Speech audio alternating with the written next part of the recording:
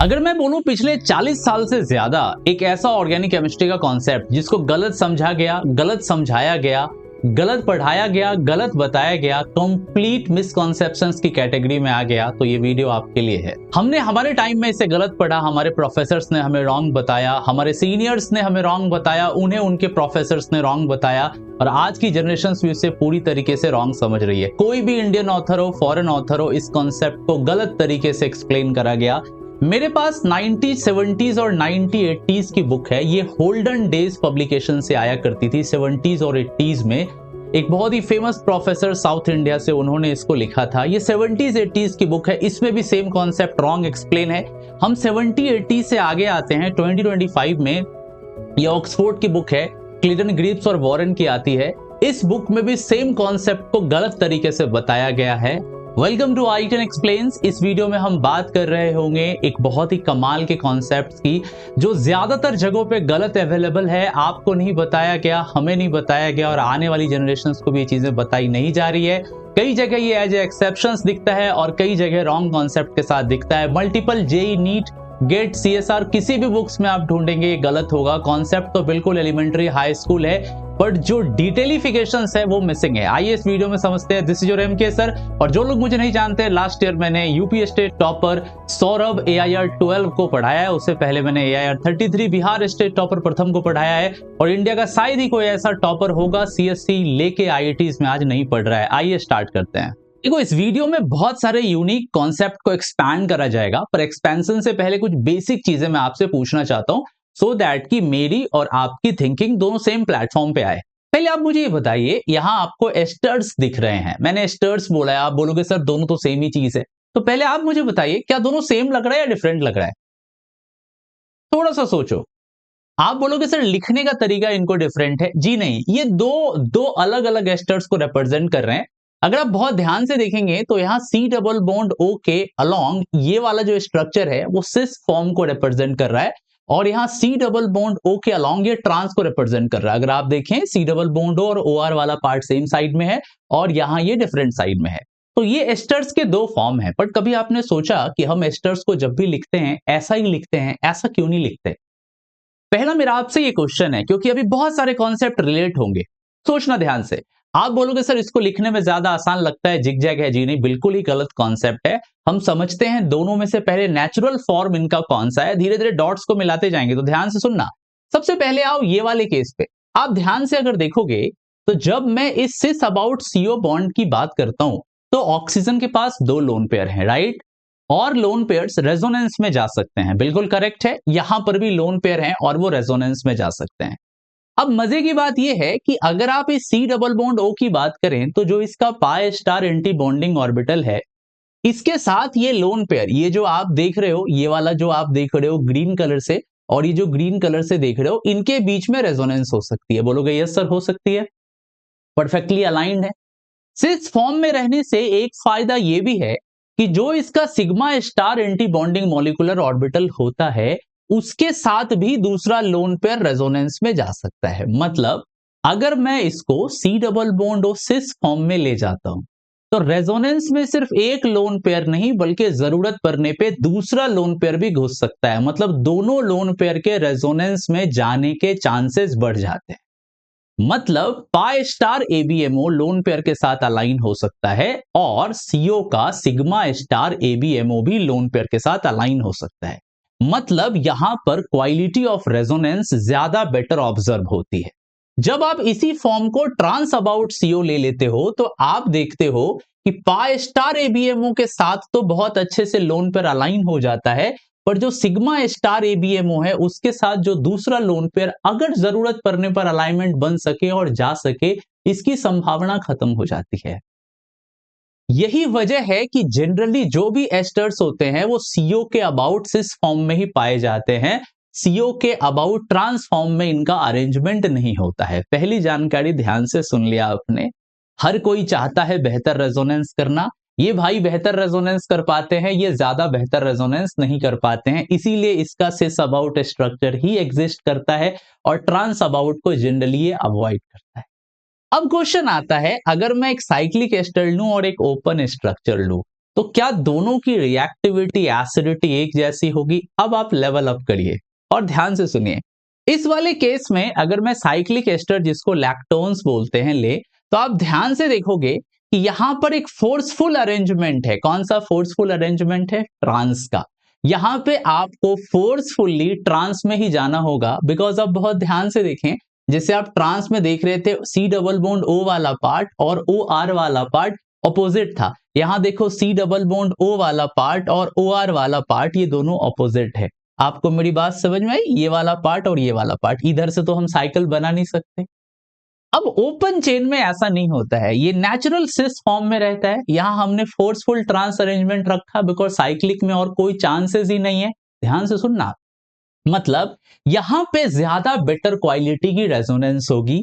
यहां ऑक्सीजन के साथ आने वाला रेजोनेंस सिर्फ पाई स्टार एबीएमओ के साथ ही रेजोनेंस कर पाएगा। ये lone pair sigma star ABMO के साथ अलाइन कभी भी नहीं हो पाएगा। मतलब इसमें डोनेशन ज्यादा है, हम इधर से भी डोनेशंस कर सकते हैं, इधर से भी डोनेशंस कर सकते हैं। यही वजह है कि ओपन चेन वाले एस्टर्स मोर रेजोनेंस के वजह से लेस रिएक्टिव होते हैं। इस पर जब न्यूक्लियोफाइल अटैक करता है तो उतनी ज्यादा रिएक्टिविटी ऑब्जर्व नहीं होती। यहां डोनेशंस चूंकि कम है, इसीलिए साइक्लिक एस्टर्स जो होते हैं मोर रिएक्टिव होते हैं। इसका यूज आप metal reductions, lithium aluminium hydride में, लिथियम बोरोहाइड्राइड में और कई तरह के एस्टर्स रिडक्शंस में साइक्लिक का बिहेवियर डिफरेंट दिखता है, ओपन चेन का डिफरेंट दिखता है। इस स्लाइड का कंक्लूजन समझ में आ गया? लेवल अप करते हैं, मुद्दे पे आते हैं। देखो मैं धीरे धीरे आपको मुद्दे पे लेके आता हूं। अब यहां बताइए, ये आपके पास डाइमिथाइल मैलोनेट है और एसिटाइल एसीटोन है। क्या लगता है आपको एसिडिक स्ट्रेंथ किसकी ज्यादा है? पूरा क्लास बोलेगा एसिटिक स्ट्रेंथ जो होगी एसिटाइल एसीटोन की ज्यादा होगी, क्योंकि यहां पे नेगेटिव चार्ज दो कीटों के साथ रेजोनेंस करेगा। यहां नेगेटिव दो कीटों के साथ नहीं, दो एस्टर के साथ रेजोनेंस करेगा। और यहां काउंटर रेजोनेंस ऑक्सीजन का आ रहा है, यहां नहीं आ रहा है, तो एसिटाइल एसीटोन ज्यादा एसिडिक होगा। ग्रेट। अब मुझे बताइए मेल्ड्रम एसिड और डाइमिडोन, अब आपको क्या लगता है इन दोनों में ज्यादा एसिडिक स्ट्रेंथ किसका होगा? आंसर आएगा कि सर डाइमिडोन तो हमें ज्यादा लगता है, क्योंकि इसमें दो कीटो है, इसमें दो एस्टर्स हैं। Let's talk about the PK value. देखो पहला तो आपने सही, बिल्कुल सही सोचा।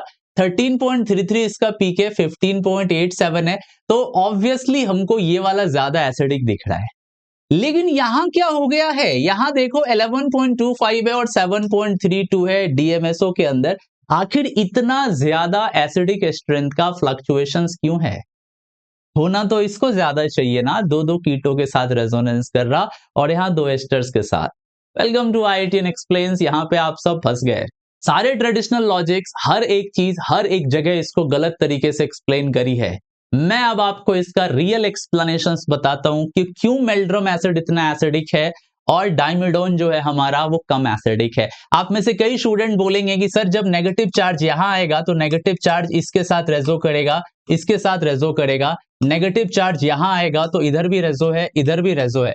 पुराने जमाने में जो मैंने बुक्स आपको दिखाए 70s 80s 90s के बुक, वहां ये बताया जाता था कि ऑक्सीजन बहुत अच्छी तरीके से अलाइन नहीं है। यहाँ पे सी डबल बॉन्ड के अराउंड ये ट्रांसफॉर्म में चला गया है। अगर आप पीछे वाले स्ट्रक्चर में देखें फोर्सफुल ट्रांस अरेंजमेंट है। तो एक बात बताइए, अगर ये ट्रांस अरेंजमेंट में गया है तो क्या मैं ये बोल सकता हूं कि ऑक्सीजन का डोनेशन जीरो हो गया? नहीं ना।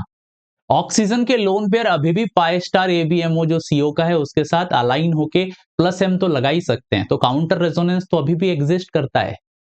तो पुराने टाइम में ये बोला जाता था कि ये ऑक्सीजन माइनस आई लगाता है, ये ऑक्सीजन माइनस आई लगाता है, इसका प्लस एम नहीं होता है, इसका प्लस एम नहीं होता है, जो पूरी तरीके से रॉन्ग साबित हो गया। ये कॉन्सेप्ट जो हमें बताया गया, हमारी पुरानी जनरेशंस को बताया गया, पूरी तरीके से रॉन्ग है। इसका कोई लेना देना नहीं है, प्लस एम स्टिल आता है। इसके ऊपर मैंने बहुत सारे रिसर्च पेपर देखे। नाकामूरा का रिसर्च पेपर देखा मैंने, ओवाडा का 2004 का रिसर्च पेपर देखा, सबका लिंक मैं लास्ट में दे दूंगा। मैं अब मुद्दे पर आता हूं, आखिर ऐसा क्या हो गया कि मेल्ड्रम एसिड इतना ज्यादा एसिडिक है डाइमिडोन के ऊपर? उल्टा पैटर्न क्यों दिख रहा है? क्या ये कोई एक्सेप्शन है? आइए बात करते हैं। बहुत ध्यान से स्लाइड को देखना। ये वाला जो आपको दिख रहा है मेल्ड्रम एसिड है और ये आपको डाइमिडोन दिख रहा है। मेल्ड्रम एसिड में जब आप हाइड्रोजन हटाते हैं एक्टिव मिथाइलिन ग्रुप से, जो ये नेगेटिव चार्ज होता है, आपको ये नेगेटिव चार्ज देख के क्या लग रहा है? आपको लग रहा होगा कि ये नेगेटिव चार्ज इस तरफ रेजोनेंस कर सकता है और ये नेगेटिव चार्ज इधर सेम है, तो मैं एक ही तरफ दिखा रहा हूं, दोनों तरफ हाफ हाफ, ये सिमेट्रिकल है। तो यहां रेजोनेंस हो रहा होगा नेगेटिव चार्ज का। आप ये भी देख सकते हैं कि जो इसका क्या बोलते हैं पाई स्टार एबीएमओ है, उसके साथ भी हम रेजोनेंस करा सकते हैं, मतलब यहां पर काउंटर रेजोनेंस हो सकता है। यहां पर अगर आप आओगे तो नेगेटिव चार्ज इसके साथ रेजोनेंस करता हुआ दिखाई देगा कंजुगेट का। आपको बात समझ में आ रही है? बट यहां ऑक्सीजन के साथ किसी तरह का काउंटर रेजोनेंस नहीं दिख रहा है। तो अगेन अगर हम सेम कॉन्सेप्ट के थ्रू जाते हैं, रेजोनेंस थियोरी के थ्रू, क्लासिकल रेजोनेंस थियोरी के थ्रू, तो साफ एक्सेप्शंस केस हो जाता है, क्योंकि इस रेजोनेंस क्लासिकल एक्सेप्शंस के थ्रू हम बोलेंगे कि हमारा जो डाइमिडोन है वो मोर एसिडिक है मेल्ड्रम एसिड के मुकाबले में। But modern researches X ray crystallography से ये पता चला कि मेल्ड्रम एसिड जो होता है वो बोट लाइक स्ट्रक्चर्स में पाया जाता है। अब मैं आपको थोड़ा सा दिखाता हूं इसका अरेंजमेंट, ध्यान से देखो। होता क्या है, एक्सरे एनालिसिस से पता चला कि जो मेल्ड्रम एसिड है वो बोट फॉर्म में पाया जाता है। अब बोट फॉर्म में पाए जाने से क्या होता है, दो फायदे हैं। ये क्यों पाया जाता है पहले वो समझो। ऐसा करने के दो फायदे हैं। पहला फायदा कि जो ये CH वाला बॉन्ड आप देख रहे हो, ये जो CH वाला बॉन्ड है और ये जो कार्बोनिल का आप देख रहे हो पाई स्टार ABMO, इसके साथ ये बड़ा ही शानदार सा अलाइनमेंट दिखाता है, जिसके वजह से ये पेयर सिग्मा CH के ये इसके साथ हाइपर कॉन्जुगेशंस में इन्वॉल्व होते हैं। एज ए रिजल्ट हाइड्रोजन की अवेलेबिलिटी कंपैरेटिवली बढ़ जाती है।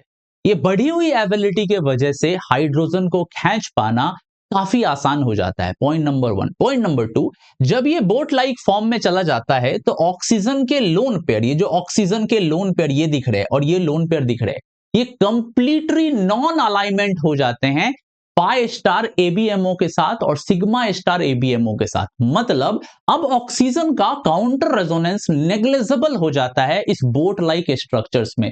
तो सिर्फ और सिर्फ जो चीज डोमिनेंट काम कर रही है वो हाइपर कॉन्जुगेशन जैसी फेनोमेना, इसको हम लोग बोलते हैं unoccupied CH reactive hybrid orbital model. इसमें ये वाला इलेक्ट्रॉन इसके ABMO में ज्यादा है, हाइड्रोजन आसानी से H+ अवेलेबल हो सकता है, खींचना आसान है, डीप्रोटोनेशन आसान है, नेगेटिव चार्ज बहुत ही सरलता के साथ रेजोनेंस कर सकती है और ये नेगेटिव चार्ज ऐसा रेजोनेंस कर सकती है जो पाई स्टार ABMO के साथ भी जा सकता है और सिग्मा स्टार ABMO के साथ भी जा सकता है। और एस्टर के जो ये लोन पेयर थे इस मेल्ड्रम एसिड के, ये इस बोट फॉर्म में नॉन अलाइनमेंट ज्योमेट्री में चले जाते हैं। मतलब ये अपने लोन पेयर को पाई स्टार ABMO और सिग्मा स्टार ABMO के साथ अलाइन करने में डिफिकल्टीज महसूस करते हैं। एज ए रिजल्ट इसका -I डोमिनेंटली ऑपरेटिव हो पाता है और इसका +M नेग्लिजिबल हो जाता है। मतलब डाइमिडोन के मुकाबले में यूनिक चीज इसको पता है क्या बनाती है, इसका बोट लाइक फॉर्म और ऑक्सीजन का +M ना के बराबर हो जाना और कंजुगेट बेस का जबरदस्त स्टेबलाइज्ड हो जाना। अब आप बोलोगे सर ये चीज हम डाइमिडोन में क्यों नहीं कर सकते? मैं आपको थोड़ा सा कंफर्मेशनल एनालिसिस दिखाता हूं। देखो, जब हम बात करते हैं 1,3 साइक्लोहेक्साडाइन नेटवर्क की, तो ये अपने आप को कई सारे फॉर्म्स में ले जा सकता है, चेयर में, ट्विस्टेड में, बोट में, इन्वेलप में, कई तरह के फॉर्म में ले जा सकता है। पर मेल्ड्रम एसिड ऐसा नहीं करता। मेल्ड्रम एसिड खुद को बोट लाइक फॉर्म में ही कन्वर्ट करके रखता है। साइंटिस्ट को यह बात जब पता चली तो उन्होंने RHO मॉडल दिया और बताया कि वो हाइड्रोजन वाले बॉन्ड कितनी आसानी के साथ पाई स्टार ABMO में अलाइन हो पाते हैं। एज ए रिजल्ट हाइड्रोजन हटती है और नेगेटिव चार्ज अब पाई स्टार ABMO और सिग्मा स्टार ABMO में डिलोकलाइज्ड होकर एसिडिक स्ट्रेंथ को ड्रामेटिकली बढ़ा देता है, जो डायमिडोन में नहीं हो पाता है। You got my point? आपको मेरी बात समझ में आई? आप बोलोगे थोड़ा सा और अपग्रेड करो। अच्छा, एक बात और बताते, अगर एक बात बताओ, यहां पे जब इतना सारा कंफर्मेशन आपको 1314 का दिखाई दे रहा है, मैं आपको मेल्ड्रम का कंजुगेट दिखाता हूं। देखो, मेल्ड्रम का ये न्यूट्रल फॉर्म है जो एक्सरे से पता चला बोट के जैसा है, वही रिएक्टिव हाइब्रिड मॉडल वाला कॉन्सेप्ट यहां पे दिखाई दे रहा है। जब हम इसका हाइड्रोजन हटाते हैं ना, ऑब्वियसली अनस्टेबिलिटी आएगी क्योंकि एक नेगेटिव चार्ज कंजुगेट बेस बना रहे हैं। पर ये कंपैरेटिवली डाइमिडोन के कंजुगेट बेस से ज्यादा स्टेबलाइज्ड हो गया। ना सिर्फ रेजोनेंस या pi star sigma star ABMO के रेजोनेंस स्टेबलाइजेशंस के वजह से, बल्कि इसका conjugate base now boat form से स्लाइट इन्वेलप फॉर्म में जा रहा है। ये ना पूरी तरीके से बोट है ना पूरी तरीके से चेयर है, बीच के फॉर्म में जाके खुद को स्लाइट मोर स्टेबल कर ले रहा है, जो आपको यहां पे दिखाई दे रहा होगा। ये ना तो आपको चेयर के जैसा दिखाई दे रहा, ना ही आपको बोट के जैसा दिखाई दे रहा है, ये बीच का इन्वेलप पुकर्ड फॉर्म मिल रहा है जो खुद को स्लाइट स्टेबल कर पा रहा है। कंक्लूजन वाले पार्ट पर आते हैं, ध्यान से सुनिएगा। तो एस्टर्स के जो दो फॉर्म्स दिखते हैं, एक सीओ के अराउंड सिस दिखता है, एक सीओ के अराउंड ट्रांस दिखता है। सीओ के around cis form trans form के मुकाबले में ज्यादा स्टेबल होता है, राइट? मैंने बता दिया, better overlapping, better resonance. Cyclic asters के केस में जब हम इनको पुट करते हैं तो प्रॉब्लम क्रिएट होती है। प्रॉब्लम इसलिए क्रिएट होती है क्योंकि cyclic by default forceful trans arrangement में ले जाता है। तो पाई स्टार एबीएमओ के साथ ओवरलैपिंग ठीक होती है, but sigma star ABMO rule out हो जाता है, बाहर चला जाता है, ये काम नहीं कर पाता, रेजोनेंस की क्वालिटी घट जाती है। As a result cyclic ester more reactive होते हैं और बहुत सारे रिएजेंट इसको रिड्यूस भी कर देते हैं। ओपन चेन में ऐसा नहीं होता, वहां पर स्ट्रॉन्ग डीलोकलाइजेशन होता है। जब हम मेल्ड्रम एसिड और डाइमिडोन में आते हैं तो काम नहीं कर पाता ये कॉन्सेप्ट। एसिटाइल एसीटोन में और डाइथाइल मेलोनेट में एसिटाइल एसीटोन ज्यादा एसिडिक है because of the absence of counter resonance from the OR part.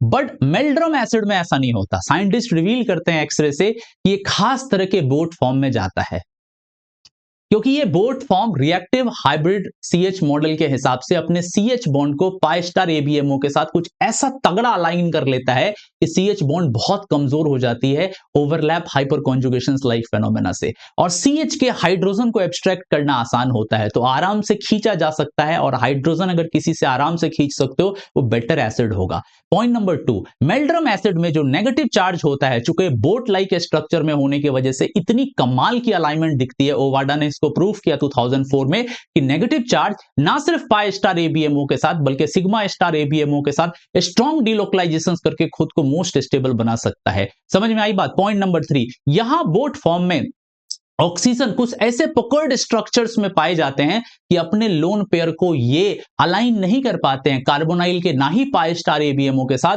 ना ही सिग्मा स्टार एबीएमओ के साथ। तो ये ऑक्सीजन केवल और केवल माइनस आई लगा रहे हैं। Last but not the least point, जहां पे डाइमिडोन अपने नेगेटिव चार्ज को बहुत अच्छे से स्टेबलाइज नहीं कर पा रहा था। क्यों नहीं कर पा रहा था? क्योंकि बहुत सारे वो कन्फर्मेशनल फॉर्म में पाया जा सकता था। डाइमिडोन ने अपना टारगेट चूज करा और ये बहुत सारे कन्फर्मेशंस में नहीं बल्कि खुद को एक इन्वेलप पोकर्ड फॉर्म में ले जाता है, जहां ना ये पूरी तरीके से चेयर है ना बोट है, बीच का एक फॉर्म है जहां स्लाइड ये बेटर अरेंजमेंट में खुद को रख पाता है, क्योंकि आ कहां से रहा है? बोट से, और जा कहां रहा है? इन्वेलप में। ये कहीं ना कहीं इसको स्टेबिलिटी प्रोवाइड करता है। अब ये जो कॉन्सेप्ट्स है ये पिछले 40 से 45 साल में जेई में, नीट में, ऑर्गेनिक केमिस्ट्री में मिसिंग है। ये वो कॉन्सेप्ट है जो कई सारे आयाम को खोलता है और एक्सेप्शंस को बस्ट करता है। There are no exceptions in organic chemistry. हर एक चीज के पीछे एक सॉलिड लॉजिकल रीजनिंग होती है। आई होप आपको मेरी बात समझ में आई होगी। मैंने आपको कई सारे पॉइंट्स बताए, आप लोग कमेंट करके बताना आपको वीडियो कैसी लगी, और आज के बाद से इस कॉन्सेप्ट को जरूर याद रखें, समझें। Thank you so much, take care, bye bye, love you, let's crack it.